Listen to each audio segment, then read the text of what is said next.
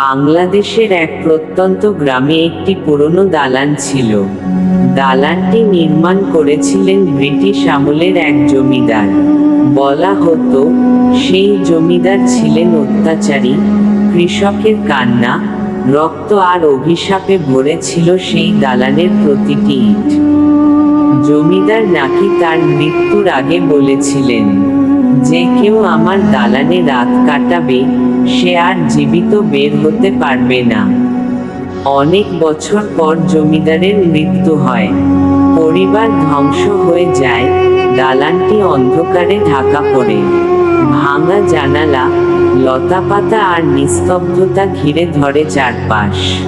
ভূত ভয়ের শুরু। গ্রামের লোকেরা জানত ওই দালান অভিশপ্ত। রাত হলেই ভিতর থেকে চিৎকার ভেসে আসতো, কখনো মহিলার কান্না, কখনো ছেলের হাসি। আবার মাঝে মাঝে মনে হতো কেউ শিকল টেনে মেঝেতে হাঁটছে। অনেকেই কৌতূহলবশত ঢুকতে গিয়েছিল, কিন্তু সকালে তাদের আর পাওয়া যায়নি। হাত ধরে থাকা লোকেরা 5 বন্ধুর চ্যালেঞ্জ। একদিন শহর থেকে 5 জন যুবক বেড়াতে এলো। গ্রামের লোকদের মুখে ভূতের গল্প শুনে তারা হাসাহাসি করল। ভূত বলে কিছু নেই প্রমাণ করার জন্য তারা ঠিক করল আজ রাতেই দালানের ভিতর রাত কাটাবে।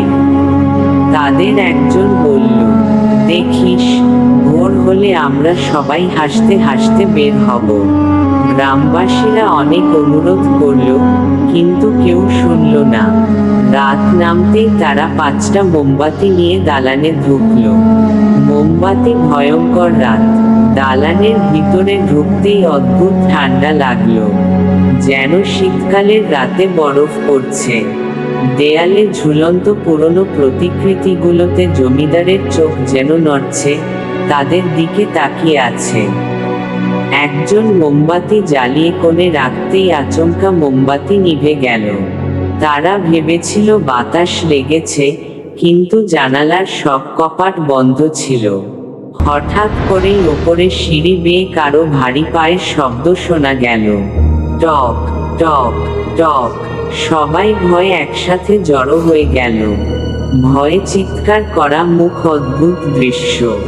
মধ্যরাতে একজন বন্ধু বলল, চল, আর দেরি নয়, এখনই বেরিয়ে যাই। তারা দরজা খুলতে গেল, কিন্তু দরজা বাইরে থেকে লক হয়ে গেছে। তখনই করিডোরের অন্ধকারে সাদা শাড়ি পরা এক মহিলার ছায়া দেখা গেল।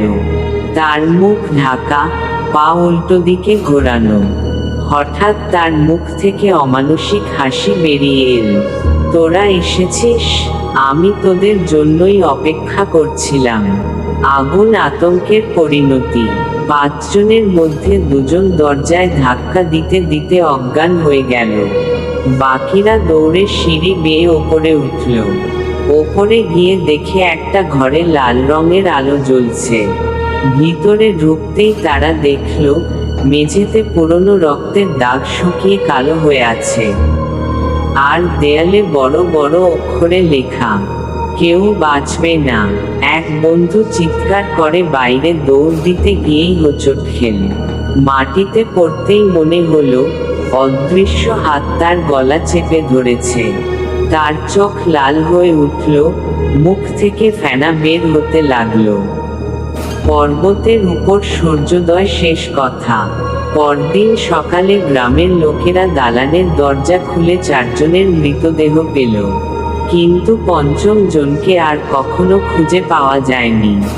আজও নাকি রাত হলে সেই দালান থেকে চিৎকার শোনা যায়, আমাকে বাঁচাও, আমি এখনো ভিতরে।